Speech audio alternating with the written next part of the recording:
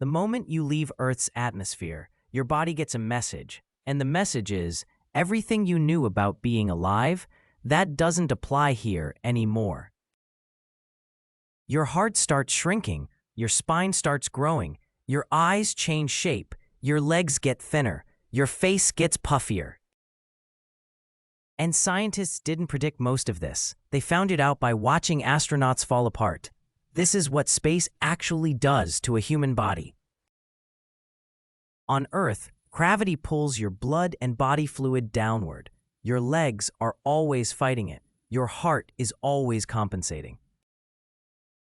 In space, no gravity, no downward pull. So all that fluid, about 2 liters of it, migrates upward, into your head.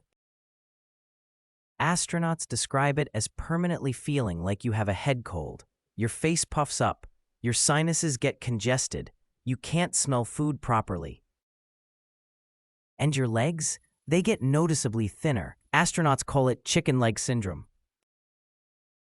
But the fluid shift isn't just uncomfortable. It's the first domino in a chain of changes that affects your heart, your bones, and even your vision. And the first organ to feel the squeeze is the one you'd least expect. A 2017 study in JAMA followed astronaut Scott Kelly's heart over 340 days. His cardiac mass decreased by approximately 27%. His twin brother Mark on Earth showed no such change. Your heart is a muscle, and like any muscle, if you stop using it fully, it gets smaller. On Earth, your heart has to work hard. Pumping blood up to your brain against gravity, pushing it down to your feet, keeping pressure constant through a 1.7-meter system. In space, no gravity means no uphill battle. The heart gets an easier job, and like a lazy employee given less work, it starts doing less. Within a few weeks, cardiac output drops. The heart physically shrinks in mass. We're not talking small numbers. Astronaut Scott Kelly spent a year on the ISS, and his heart lost about 27% of its mass. 27%. That's not a rounding error. That's your heart forgetting what hard work feels like.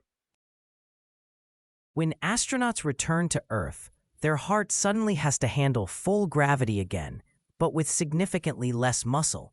Some struggle to stand up without fainting. It takes months of rehabilitation before the heart recovers, and for longer missions, say a 2-year trip to Mars, the implications are serious.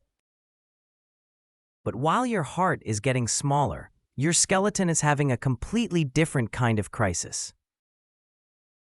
Your skeleton exists because of a constant conversation with gravity. Every time you walk, run, stand, or even sit, mechanical stress is applied to your bones, and your body responds by maintaining and sometimes building bone density. In space, that conversation stops. No gravity, no ground, no mechanical loading. Your bones get the message. You don't need us as much anymore. And bone cells respond accordingly. The cells that break bone down, osteoclasts, keep working. The cells that build bone up, osteoblasts, slow down. The result? Net bone loss. Osteoclast drawn as wrecking ball versus osteoblast drawn as builder, wrecking ball winning. About 1 to 2% of bone density per month in load-bearing areas, hips, spine, femur. After 6 months on the ISS, astronauts have the skeletal profile of someone decades older. Bone density chart, 6-month decline. Label, equivalent to early-stage osteoporosis.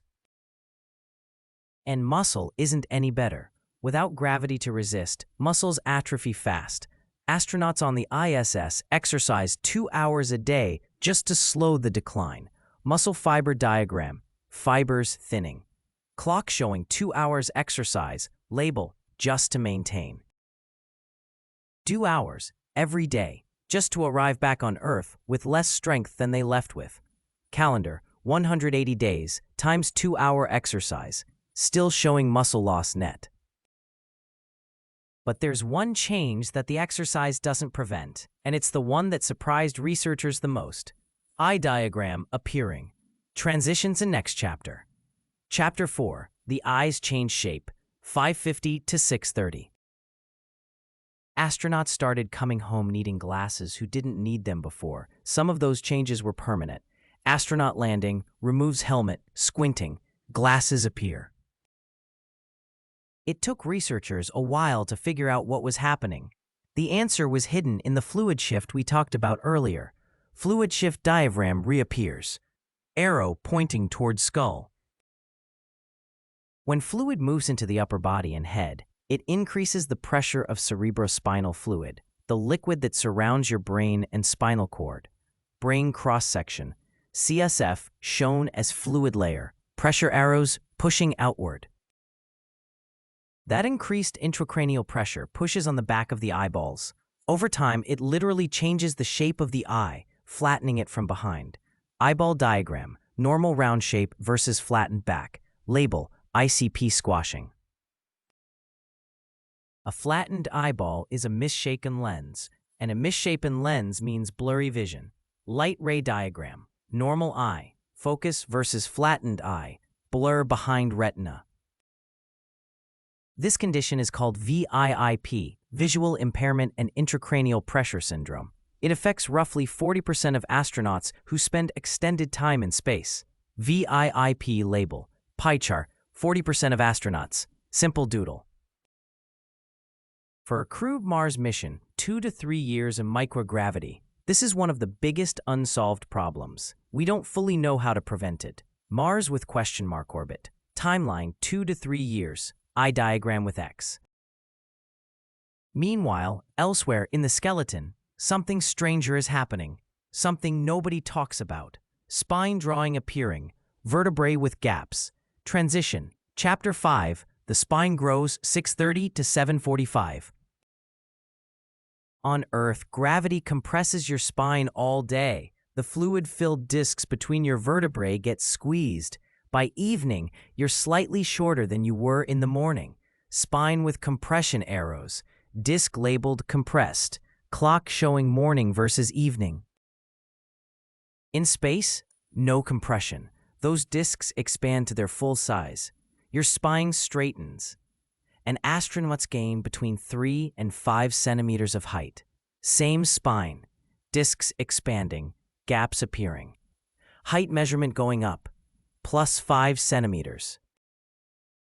Which sounds great until you realize your spinal muscles haven't changed. The nerves are now stretched slightly differently, and many astronauts report serious back pain. Astronaut floating, back highlighted red, pain lines radiating. And when they land, gravity recompresses everything over a few weeks. They shrink back down, the whole cycle in reverse. Spine compressing again on landing, height measurement dropping back. The spine growing isn't dangerous by itself, but it's a useful metaphor for what's happening across the whole body in space. Systems that evolved in gravity are spending months without it. Full body diagram, all changes labeled simultaneously: heart, bones, eyes, spine, legs. And when gravity comes back, it doesn't ease them in gently. Astronaut braced. Gravity arrow large and fast. Label, Re-entry Chapter 6, Coming Back to Earth, 7:45 to 9 p.m. Landing is brutal. Capsule hitting ground. Impact lines. Astronaut inside. Expression. Pain. After 6 months in microgravity, astronauts are carried out of the spacecraft. They can't walk. They can barely hold their own heads up. 3 people carrying astronaut. Legs dangling. Label, can't walk unassisted. The fluid that shifted headward now drops back to the legs. The cardiovascular system, which adapted to low-effort pumping, suddenly has to work at full capacity again. Heart rate spikes. Fluid arrows reversing. Heart working hard again. Sweat lines, rapid beats. Bones that lost density now have to carry a full body weight. Muscles that atrophied now have to fire. Astronauts describe the first few days back as being physically disorienting in a way that's hard to communicate. Skeleton under compression arrows, cracks visible, muscles straining. Rehabilitation typically takes months. The bones take the longest, up to a year or more, to recover full density. Some astronauts never fully recover it. Recovery timeline: Day 1, Month 6, Month 12. Bone density chart slowly rebuilding. And this is after 6 months. For a Mars mission, we're talking 2 to 3 years of continuous exposure, followed by arrival on a low-gravity planet, followed by the return journey. Journey diagram: Earth, ISS, 6 months. Mars, return, each leg with degradation arrows. The human body is astonishing. It adapts to almost anything, but space didn't come with an instruction manual, and we are still very much figuring out how to keep people alive in it for longer. Astronaut floating, surrounded by question marks, each one labeled with unsolved problem. Which, honestly, makes it one of the most interesting problems in all of science. Final doodle, Science Lab logo, plus rocket. Warm, curious tone, CTA plus subscribe. If you want to understand more of the science that actually matters, from why your brain does weird things to how the universe works at the smallest scales, subscribe to Doodle Science Lab. Subscribe button being hand-drawn in amber, tick appearing next to it. New videos every Monday, Wednesday, and Friday. Bad doodles, real science. Calendar, Munwed Fry highlighted. Doodle Science Lab wordmark. See you in the next one. Rocket taking off. Wave.